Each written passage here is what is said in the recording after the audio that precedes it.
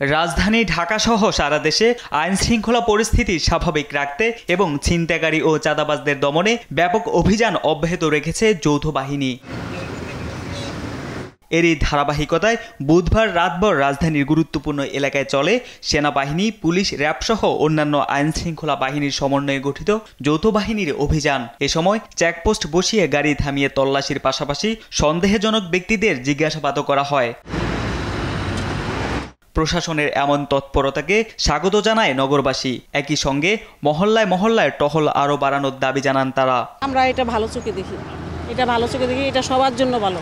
আমরা যারা বাঙালি আছি, নির্মবিক্ত লোক আছি, তাদের জন্য খুবই ভালো। তাদের দায়িত্বে আমরা খুবই সন্তুষ্ট।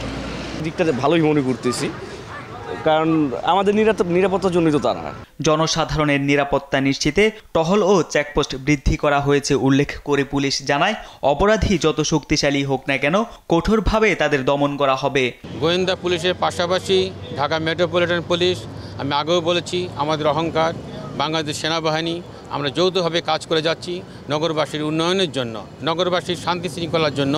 সন্ত্রাসী যেই হোক, সে যদি যত রকম শক্তিশালী হোক, আইনের হাত থেকে সে কোনোভাবেই রক্ষা পাবে না।